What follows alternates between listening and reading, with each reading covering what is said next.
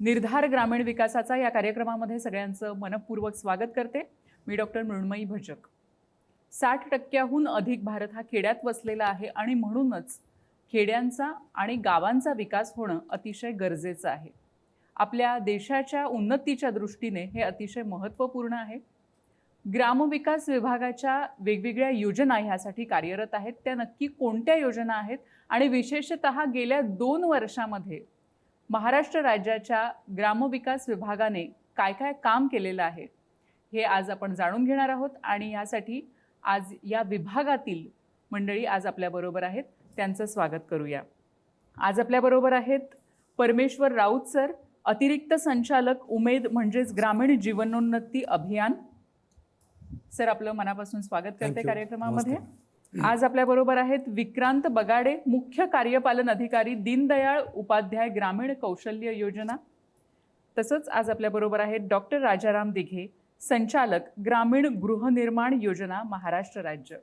तुमच्या तिघांचंही कार्यक्रमामध्ये हार्दिक स्वागत करते. आणि आज आपण ह्या सगळ्या योजनांबद्दल जाणून घेणार आहोत आणि ह्या योजनांचा सर्वसामान्य माणसांना कसा फायदा होतोय याबद्दलही बोलणार आहोत. तर सगळ्यात आधी परमेश्वर राऊत सर, तुमच्याकडे येते की महाराष्ट्र राज्यातल्या महिला आहेत आणि त्या महिलांना एकत्र संघटित करण्याचं काम उमेद करत आहे. तर मुळात ग्रामीण जीवनोन्नती योजना म्हणजेच उमेद, तर ह्याची सुरुवात कशी झाली आणि काय उद्दिष्टे आहेत? भारतामध्ये ग्रामीण दारिद्र्य निर्मूलनाचा कार्यक्रम तसा 1952 पासून सुरू आहे. कम्युनिटी डेव्हलपमेंट प्रोग्रामपासून त्याची सुरुवात झाली आणि त्याचंच हे कालानुरूप बदलतं एक्सटेंडेड स्वरूप म्हणजे राज्य ग्रामीण जीवनोन्नती अभियान, ज्याला आपण उमेद अभियान म्हणतो, ते आहे. उमेद अभियान महाराष्ट्र राज्यामध्ये 2016मध्ये खऱ्या अर्थानं त्याला सुरुवात झाली आणि टप्प्याटप्प्याने जिल्ह्यांचा त्याच्यामध्ये समावेश होत गेला आणि 2018 पासून राज्यातल्या सर्व 34 जिल्ह्यांमध्ये आता हे अभियान सुरू आहे. बरं, म्हणजे राज्यातल्या 34 जिल्ह्यांमध्ये आज हे अभियान सुरू आहे. बगाडे सर, मला काय सांगाल की आत्ता जे काम चालू आहे तुमच्या विभागाचं, कारण आपण म्हणतो की भारत हा युवकांचा देश आहे, तर त्यांना कौशल्य प्रदान करणं हे खूप महत्त्वाचं आहे. तर दीनदयाळ योजनेअंतर्गत कुठल्या कुठल्या स्किल्सवर आपण काम करता?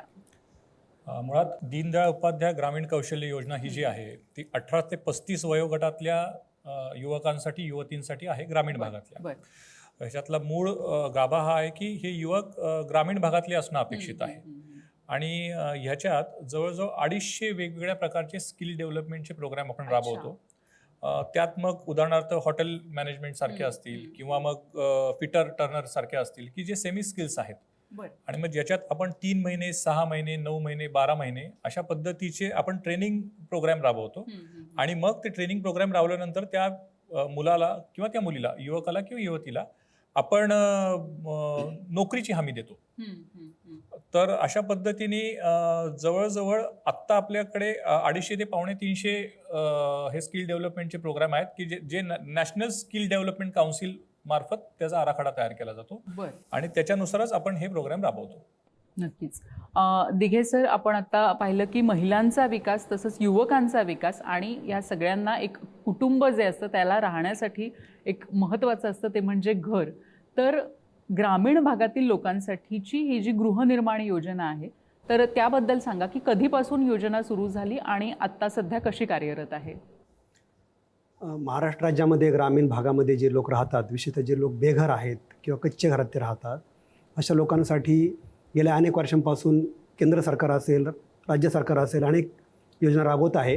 पण विशेषतः गेल्या 2015-16 पासून आपण बघितलं तर आपल्या राज्यामध्ये आत्ता जवळ 10 योजना आपण राबवत आहोत. सगळ्यात महत्त्वाची आहे प्रधानमंत्री आवास योजना ग्रामीण, जी केंद्र आणि राज्य शासन पुरस्कृत योजना आहे. आणि तिच्या धर्तीवर राज्य सरकारने देखील अनेक योजना सुरू केल्या आहेत. जसं सामाजिक न्याय विभागाची रमाई आवास योजना आहे, आदिवासी विकास विभागाची शबरी आवास योजना आहे, पारधी आवास योजना आहे, आदिम आवास योजना आहे. आता ओबीसी विभागाने देखील 3 योजना सुरू केल्या आहेत. त्याच्यामध्ये अहिल्यादेवी होळकर आवास योजना आहे, यशवंतराव मुक्त वसाहत योजना आहे, मोदी आवास योजना आहे, नंतर एक अटल कामगार नावाची एक आवास योजना आहे. अशा प्रकारच्या 10 योजना आपल्या राज्यामध्ये ग्रामीण भागातील बेघर आणि कच्च्या घरात राहणाऱ्या लोकांसाठी आपण राबवत आहोत. याच्या व्यतिरिक्त ज्या ठिकाणी लोकांना जागा नाही तर त्या जागा देण्यासाठी सुद्धा शासनाने पंडित दीनदयाळ उपाध्याय जागा खरेदी योजना देखील सुरू केलेली आहे, जेणेकरून जे भूमिहीन लाभार्थी आहेत त्यांना सुद्धा जागा मिळेल आणि त्याच्यावर त्यांचं घर उभं राहील. नक्कीच, म्हणजे एक मूलभूत घर असणं हक्काचं हे प्रत्येकासाठी अतिशय महत्त्वाचं असतं. राऊत सर, तुम्ही मगाशी म्हणालात की 34 जिल्ह्यांमध्ये हा उपक्रम राबवला जातोय, तर किती महिला साधारण ह्याच्यामध्ये आज सहभागी आहेत? खूप चांगला प्रश्न आहे मॅडम. महाराष्ट्रामध्ये उमेद अभियानाचं खूप मोठं यश आपल्याला या ठिकाणी दिसतं आहे. राज्यात आजच्या मितीला 6,35,000 इतकी एवढ्या संख्येनं बचत गट महिलांचे, ग्रामीण महिलांचे तयार झालेले आहेत आणि जवळजवळ 64 लाख महिला या अभियानामध्ये जोडल्या गेलेल्या आहेत. 64 लाख महिला ह्या वेगवेगळ्या कुटुंबातील आहेत, म्हणजे एका कुटुंबातून एक महिला. ह्याप्रमाणे जरी आपण विचार केला तर ग्रामीण भागातल्या 3 कोटी जनतेपर्यंत ह्या अभियान पोचलेलं आहे आणि अशा पद्धतीने अभियानाची खूप मोठी व्याप्ती आपल्या राज्यामध्ये पाहायला मिळते आणि ग्रामीण भागातल्या महिलांना एक चांगलं व्यासपीठ उमेद अभियानाच्या माध्यमातून उपलब्ध झालेलं आहे. नक्कीच. बगाडे सर, जेव्हा आपण कौशल्य विकास म्हणतो आणि तुम्ही सांगितलं की 250च्या वर जवळजवळ वेगवेगळे कोर्सेस आहेत, तर ट्रेड्स आहेत, तर ह्या ट्रेड्सचा कसा फायदा होतो आजच्या युवकांना? आज जर बघायला गेलं तर आपण सगळ्या महाराष्ट्रातून वेगवेगळ्या संस्थांना जे आपण पैसे देतो त्या पैशातून या युवकांना ट्रेनिंग दिलं जातं, प्रशिक्षण दिलं जातं. या प्रशिक्षणाच्या माध्यमातून प्रशिक्षण देताना आपल्याकडं हे प्रशिक्षण पूर्णपणे विनामूल्य दिलं जातं. अगदी त्या विद्यार्थ्याला किंवा त्या युवकाला त्याच्या घरातून प्रशिक्षण संस्थेपर्यंत आणण्यापासूनचा खर्च हा शासन करतं. आणि दुसरी महत्त्वाची गोष्ट म्हणजे ह्या योजनेमध्ये महत्त्वाची गोष्ट ही आहे की जोपर्यंत त्या योजनेमधल्या 70% मुलांना नोकरी लागत नाही तोपर्यंत आपण ते पैसे वितरित करत नाही त्या संस्थेला. त्यामुळे नोकरीची हमी या योजनेद्वारे शासनाकडून दिली जाते 70% मुलांना. हे मिनिमम आहे, 70% मिनिमम आहे, मॅक्झिमम 100% सुद्धा करू शकतात. त्यामुळे हे जे काही ट्रेड्स किंवा हे जे काही कौशल्य आत्मसात केलं जातं मुलांकडून, ह्यामुळे मुलांना एक चांगल्या प्रकारे रोजगाराची संधी मिळते. त्यामुळे ही योजना त्या दृष्टिकोनातून वेगळी आहे. नक्कीच. दिघे सर, तुम्ही मगाशी योजनेबद्दल सांगितलं की सगळ्यांना जे बेघर आहेत त्यांना घरं मिळण्यासाठीची योजना आहे, पण ह्याच्यासाठी काही नियम आहेत का किंवा काही अटी आहेत का की कोण कोण ह्या योजनेचा फायदा घेऊ शकतं? निश्चितपणे केंद्र सरकारने जेव्हा प्रधानमंत्री आवास योजना सुरू केली ग्रामीण विभागासाठी, तर त्याच्यामध्ये त्यांनी 2011मध्ये एक सर्वे केलेला होता, SCC 11 ज्याला आपण म्हणतो.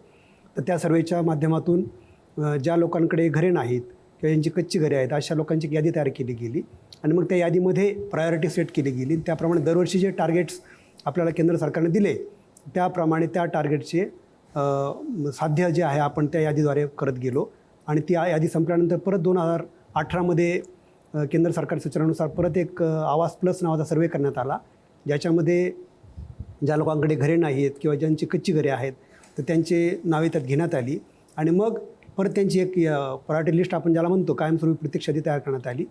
बगाडे सर, तुम्ही काय सांगाल की गेल्या 2 वर्षामध्ये कौशल भारत पोर्टल झालेलं आहे, तर त्याची फलश्रुती आपल्याला काय सांगता येईल? कौशल भारत पोर्टल हे केंद्र सरकारने तयार केलेलं एक पोर्टल आहे. मुळात आपल्याकडं ज्या काही योजना राबवल्या जातात ह्या बऱ्यापैकी मॅन्युअली फाईल्स आपल्या पुढे सरकतात, पण हे कौशल भारत पोर्टल हे एका ॲपसारखं आहे. म्हणजे जे काही आपण काम करतो ते सगळं ऑनलाईन रजिस्टर झाल्याशिवाय ह्याच्यातल्या कुठल्याच गोष्टी पुढे जात नाहीत.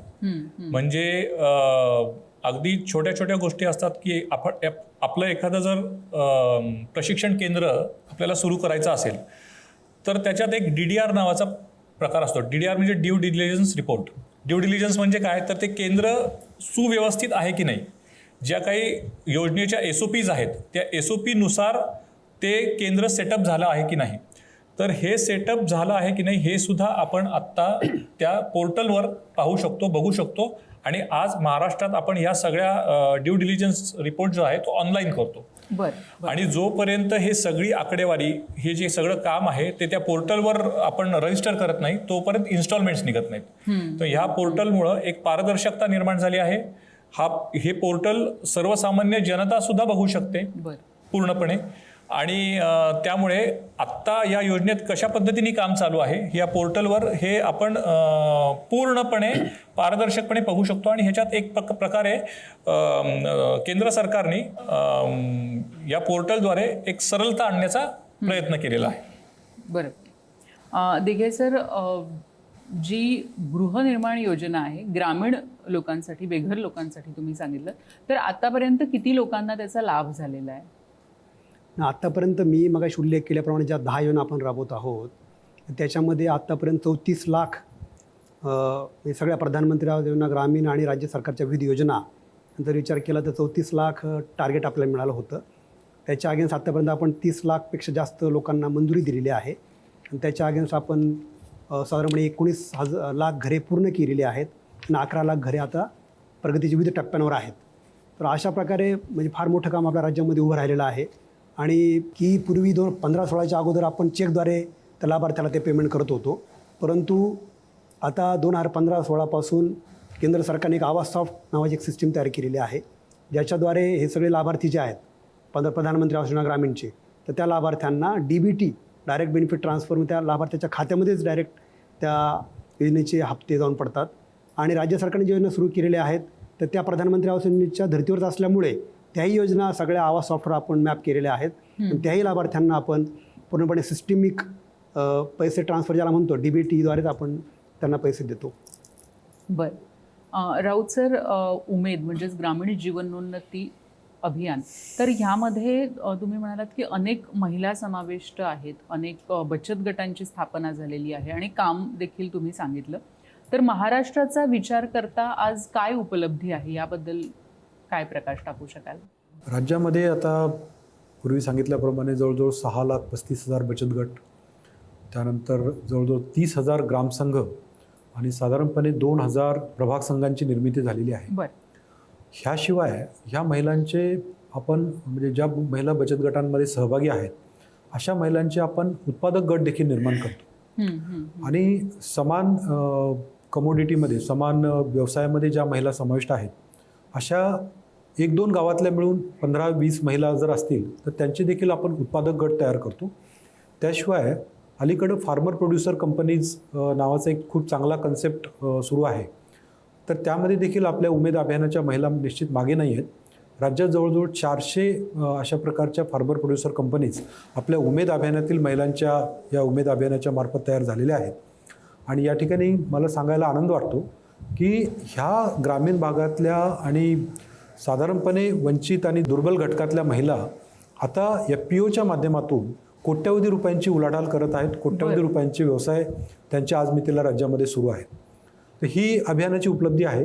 परंतु प्रत्येक गाव स्तरावर किंवा बचत गटाच्या स्तरावर ज्या महिला त्यांची उत्पादनं निर्माण करतात त्या उत्पादनांना बाजारपेठ मिळवून देण्याचं देखील एक मोठं काम उमेद अभियानाच्या मार्फत आता सध्या करण्यात येत आहे. आणि त्यासाठी सुद्धा खूप व्यापक प्रयत्न उमेद अभियानाकडून करण्यात येत आहेत. नक्कीच सर, आणि ही अतिशय उत्तम गोष्ट आहे की महिला आज कोट्यावधींचा एक व्यवसाय करत आहेत, उद्योगात उतरलेल्या आहेत. बगाडे सर, तुम्ही काय सांगाल की अनेक विद्यार्थ्यांना आज प्रशिक्षण मिळालेलं आहे. आता हे जे प्रशिक्षित झालेले विद्यार्थी आहेत तर त्यांचं पुढे काय होतं, किंवा तुम्ही काही उदाहरणं सांगू शकाल का? मला इथं खूप आनंदाने नमूद करावं असं वाटेल की आपल्याकडं प्रशिक्षण घेतलेली अनेक मुलं खूप चांगल्या पद्धतीने काम करत आहेत आणि त्यांनी स्वतःला अपस्किल केलेलं आहे. म्हणजे आपल्याकडं ट्रेनिंग घेतल्यानंतर सुद्धा ती स्वतःला अजून अपग्रेड करतात आणि मग चांगल्या पद्धतीने काम करतात. आज रामोजी फिल्म सिटीमध्ये माझी 100 मुलं आहेत. बरं बरं. हां, की जी आपल्याकडून प्रशिक्षण घेऊन गेलीत आणि रामोजी फिल्म सिटीमध्ये काम करत आहेत. तसंच वेगवेगळ्या हॉस्पिटल्समध्ये, वेगवेगळ्या इंडस्ट्रीजमध्ये आज मुलं काम करत आहेत. आमच्या नंदुरबारमधली आमची एक मुलगी आहे की जी आमच्याकडं अकाउंट्स टॅलीचं तिने 6 महिन्याचं प्रशिक्षण घेतलं आणि आज ती एका प्रथित यश बँकेमध्ये असिस्टंट मॅनेजरचं काम करते आहे. आणि एक अजून गोष्ट मला खूप अभिमानाने सांगावीशी वाटेल की जी गेल्या 2 वर्षात घडली की आपल्या इथं हॉटेल मॅनेजमेंटचं प्रशिक्षण घेतलेली 12 मुलं आज दुबईमध्ये काम करत आहेत. म्हणजे आपल्या इथून त्यांचं डायरेक्टली प्लेसमेंट दुबईमध्ये झालं आणि आपल्याकडे जो निकष आहे की 3 महिने कमीत कमी त्याला नोकरी करणं गरजेचं आहे, पण त्यांचा 2 वर्षाचा व्हिसा दुबईचा आहे आणि पुढचं त्यांचं नियोजन तिथं त्यांचं अपग्रेड झाल्यानंतर त्यांचं पुढचं नियोजन अजून परदेशात अजून मोठमोठ्या ठिकाणी चांगलं काम करण्याचं आहे की ज्या मुलांचं इन्कम फॅमिली इन्कम 2-2.5 हजाराचं होतं त्या मुलांचा आज इन्कम एक 40-45 हजार रुपयापर्यंत झालेलं आहे. ही खूप मोठी अचिव्हमेंट या दीनदयाळ उपाध्याय ग्रामीण कौशल्य योजनेच्या माध्यमातून घडली आहे आणि ह्याचा निश्चितच आम्हाला अभिमान आहे. नक्कीच सर. मला तुम्हाला तिघांनाही विचारायचं की ह्या सगळ्या ज्या योजना आहेत तर त्यांच्यापैकी काही उदाहरणं की ज्यामुळे लोकांचं आयुष्य बदललेलं आहे असं एक उदाहरण जर तुम्ही दिलं तर मला वाटतं की आमच्या सगळ्या दर्शकांसाठी देखील ते नक्कीच एक फायदेशीर ठरू शकतं, उपयुक्त ठरू शकतं. राऊत सर, तुम्ही काय सांगाल? उमेद अभियानामध्ये अशी किमान 1 लाख उदाहरणं आपल्या राज्यामध्ये आहेत की या अभियानाच्या माध्यमातून त्यांच्या जीवनमानामध्ये आमूलाग्र बदल झालेला आहे. पण या ठिकाणी मला विशेषत्वानं सांगायला आवडेल की कोल्हापूर जिल्ह्यामध्ये कोल्हापुरी चप्पल ही महाराष्ट्राचं एक वैशिष्ट्यपूर्ण ओळख, ज्याला सांस्कृतिक ओळख ज्याला म्हणता येईल, अशा प्रकारचं एक उत्पादन आहे की जे की राज्य, राष्ट्र आणि आंतरराष्ट्रीय पातळीवर सुद्धा त्याची ओळख आहे. तर त्या कोल्हापुरी चप्पलच्या बाबतीत आपण उमेद अभियानाच्या माध्यमातून राज्यामध्ये एक क्लस्टर विकसित करत आहोत, ज्याच्यामध्ये साधारणपणे ग्रामीण भागातल्या उमेदमध्ये सहभागी असलेल्या साधारणपणे 450 महिला आर्टिझन आपण त्यांना म्हणतो. तर त्या 450 आर्टिझन महिला त्या क्लस्टरमध्ये सहभागी आहेत आणि त्या तंत्रशुद्ध प्रशिक्षण घेऊन आणि आधुनिक चप्पल मेकिंगच्या बाबतीतले जे काही रिसर्च संस्था आहेत चप्पल मेकिंगच्या, त्यांच्यासोबत प्रशिक्षण घेऊन त्यांनी आता खूप आधुनिक स्वरूपाचे चप्पल, म्हणजे बेसिकली कोल्हापुरी चप्पलचा त्याच्यामध्ये तो निश्चित अंतर्भाव राहील, परंतु त्याला आधुनिकीकरणाची जोड देऊन त्या महिला त्या कोल्हापुरी चप्पल निर्माण करत आहेत आणि त्यांच्या चप्पलांना म्हणजे केवळ राज्यातच नव्हे तर दुसऱ्या राज्यात नव्हे तर आंतरराष्ट्रीय पातळीवर सुद्धा त्यांना खूप मोठी अलीकडे मागणी सुरू झाली आहे. त्याच्यामुळं अशा प्रकारे वेगवेगळ्या क्लस्टरच्या आणि गटांच्या उद्योगांच्या किंवा वैयक्तिक उद्योगांच्या माध्यमातून खूप मोठ्या प्रमाणावर आमूलाग्र बदल झालेला आपल्याला राज्यामध्ये, ग्रामीण भागामध्ये दिसत आहे. बगाडे सर, तुम्ही मगाशी काही उदाहरणं दिलीत, काही मुलं दुबईमध्ये आहेत, आणखी असं काही उदाहरण तुम्ही देऊ शकाल का? मुळात आत्ता आपण या दीनदयाळ उपाध्याय ग्रामीण कौशल्य योजनेमध्ये एक वेगळा उपक्रम घेतला की आपण एक CXO मीट घेतली, ज्यात आपण वेगवेगळ्या उद्योजकांना बोलवलं. अच्छा. आणि आज मार्केटमध्ये कुठल्या प्रकारच्या रोजगाराची आवश्यकता आहे याचे आपण 6 पॅनल डिस्कशन्स घेतले आणि त्याच्यातून एक आपल्याला आज मार्केटमध्ये कुठल्या प्रकारच्या रोजगारासाठी आपण प्रशिक्षण देणं गरजेचं आहे याच्या बाबतीतली माहिती मिळाली. त्याचं सगळं कन्सॉल्टेशन आपण केलेलं आहे आणि त्या पद्धतीने मग आपण आता हे प्रशिक्षण पुढच्या काळात सुद्धा या पद्धतीचं प्रशिक्षण जर घेतलं तर मुलांना या पद्धतीचा फायदा होऊ शकतो. या पद्धतीने आपलं एक आकलन झालेलं आहे आणि त्यामुळेच आज परदेशातल्या ज्या वेगवेगळ्या संधी आहेत, म्हणजे युरोपियन कंट्रीजमध्ये सुद्धा खूप मोठ्या प्रमाणावर रोजगाराच्या संधी आहेत की ज्या आपण ग्रॅब करू शकतो, टॅप करू शकतो. तर त्या पद्धतीने सुद्धा आता आपला प्रयत्न चालला आहे आणि त्याच प्रयत्नाचा एक भाग म्हणून जी 12 मुलं आज गेली की ज्या 12 मुलांचं कुटुंबाचं उत्पन्न 2-2.5 हजार रुपये होतं, त्या एका मुलाचं उत्पन्न आज 40-45 हजार रुपये झालं. ही खूप मोठी अचिव्हमेंट आपल्याला इथं दिसते आणि तेच वैयक्तिक पातळीवर सुद्धा हे प्रशिक्षण घेऊन नोकरी करून काही मुलांनी स्वतःचे व्यवसाय सुरू केले आहेत. ही बरीचशी मुलं काही आज LNT मध्ये आहेत, काही टाटामध्ये आहेत, म्हणजे मला नावं कुठल्या कंपन्यांची घ्यायची नाहीत, पण वेगवेगळ्या चांगल्या आस्थापनांमध्ये ही मुलं काम करतात आणि त्यांचं आयुष्यमान, जीवनमान हे खूप वेगळ्या पद्धतीने बदललेलं आहे. म्हणजे आज आपल्याकडे ज्या बिग 4 कंपन्या काम करतात त्यातल्या काही बिग 4 कंपन्यांमध्ये सुद्धा आपली मुलं काम करतायत त्यांनी अपग्रेड केल्यामुळे. नक्कीच, म्हणजे कुठेतरी हे अपग्रेड करत राहणं हे खूप महत्त्वाचं आहे.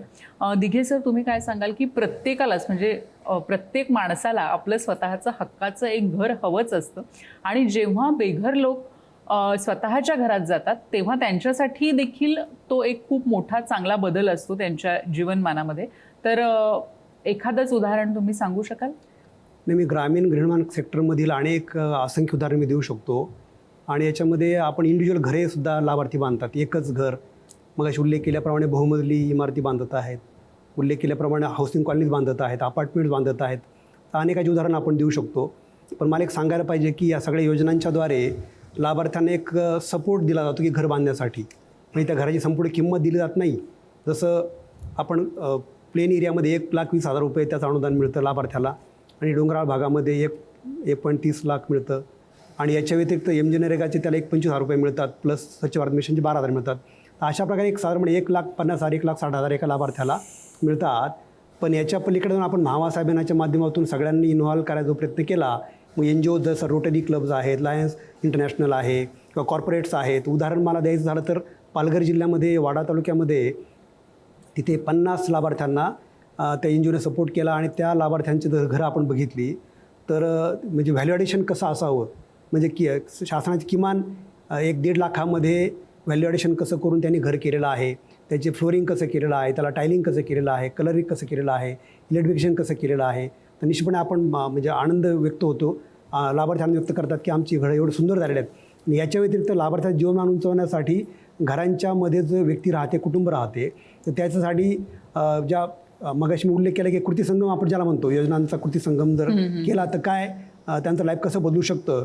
तर उज्ज्वला योजनेतून गॅस कनेक्शन दिलेले आहेत, सौभाग्य योजनेतून लाईट कनेक्शन दिलेले आहेत, नंतर MGNREGAतून रोजगार दिलेला आहे, MSRLMमधून लाईव्हलीहूड्स म्हणजे उपजीविका आपण त्या लाभार्थ्यांना देतोय. तर अशा प्रकारे घराच्या बरोबर त्याचं जीवन उंचवण्यासाठी अशा अनेक उदाहरणं मी सांगू शकतो की इंडिव्हिज्युअल उदाहरणं असतील. आणि बहुमजली इमारती हाऊसिंग कॉलनीचे पण उदाहरणं प्रत्येक जिल्ह्यामध्ये आहेत. नगर जिल्ह्यामध्ये विशेषतः मोठ्या प्रमाणामध्ये हाऊसिंग कॉलनीत आपण बघू शकतो, आपण जाऊन बघू शकतो किती क्वालिटेटिव्ह काम त्यांनी केलेलं आहे.